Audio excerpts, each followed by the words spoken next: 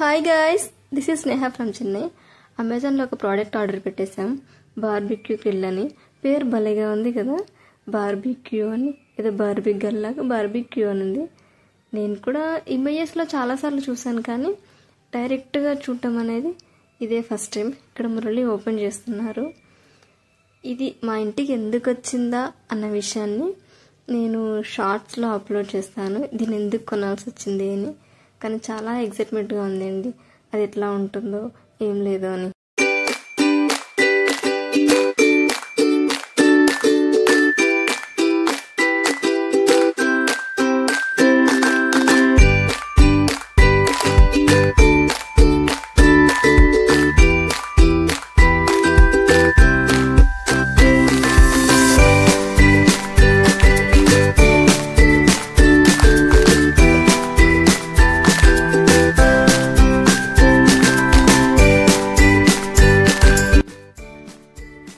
వచ్చేసింది మన బార్బిక్యూ.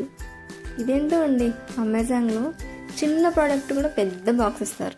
అదేంటో నాకు కూడా తెలియదు. ఒక దాంట్లో గ్రిల్ ఉందండి, ఇంకో దాంట్లో కోల్ ఉంది. ఆ కోల్ మాత్రం చాలా స్ట్రాంగ్ ఉందండి. దాన్ని మండించాలి అంటే ఒక 20 minutes లిటరలీ చాలా కష్టపడ్డాడు మురళి అయితే. షేప్ కూడా చాలా క్యూట్గా ఉంటుంది.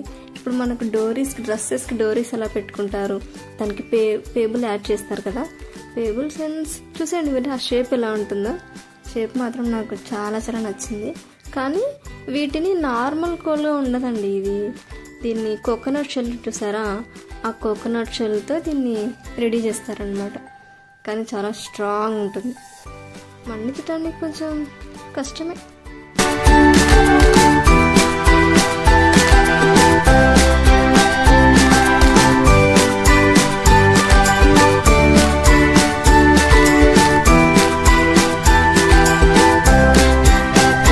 వచ్చేస్తుందండి మన గ్రిల్, కానీ హ్యాండీగానే ఉందండి.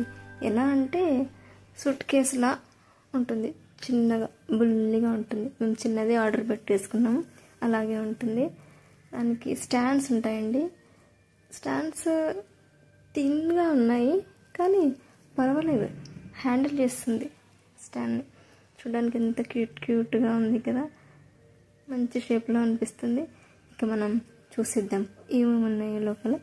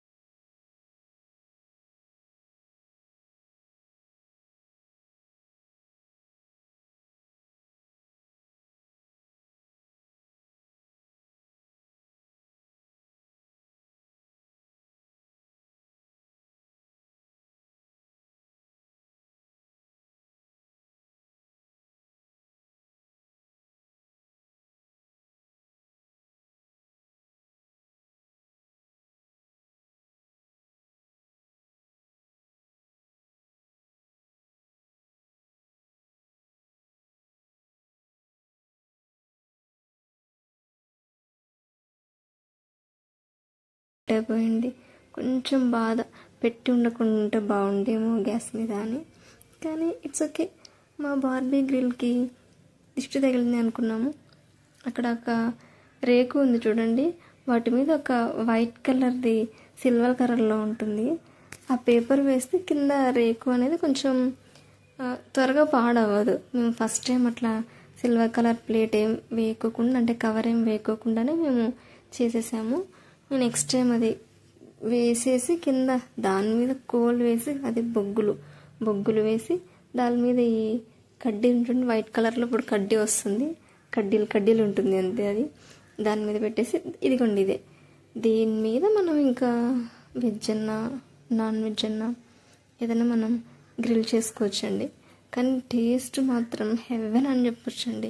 టేస్ట్ చాలా బాగుంది. ఈ పద్ధతులన్నీ మనం ఇంతకుముందు చూసినవే. ఆది మానవుల కాలంలో ఇలాగే చేసేవారు కదండి.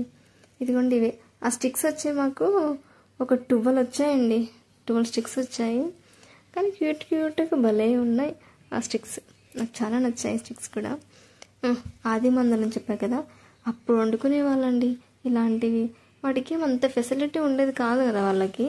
ఆ టైంలో వాళ్ళు ఏం చేసేవారు, అలా వేటాడేసి తర్వాత ఆ మాంసాన్ని తెచ్చుకొని కట్టెలు అంటించేసి, ఇక బొగ్గులు అంటించేసి వాటిని హీట్ చేసుకొని, వాళ్ళకి దొరికిన వాటి ఉంటాయి కదా, వాటికి కారం, పసుపు, ఉప్పు అంటించేసుకొని అలా తినేసేవాళ్ళు వాళ్ళు. కానీ కాలం మారే కొద్దీ, మన జనరేషన్స్ చేంజ్ అయ్యే కొద్దీ చాలా దూరం వచ్చేసి మళ్ళీ మనం అక్కడికే వెళ్ళామన్నమాట. ఆది మానవులు ఏదైతే యూస్ చేశారో మళ్ళీ మనం అదే యూస్ చేసాం. ఇదిగోండి ఇవేంటంటే ఆయిల్ అప్లై చేయాలండి. ఆయిల్ అప్లై చేసుకోవడానికి మన ఇష్టం అది. ఆయిల్ అప్లై చేసుకోకపోవడం అనేది. మేము ఆయిల్ ఏం అప్లై చేయలేదండి. అప్లై చేయకుండానే చాలా బాగా వచ్చాయి. ఇదే అండి మన బార్బీక్యూ గ్రిల్. చాలా బాగుంది కదా, క్యూట్గా ఉంది. వెరీ నైస్, బాగుంది. అంటే ఆదిమానులు ఇది యూస్ చేశారు అని కాదండి.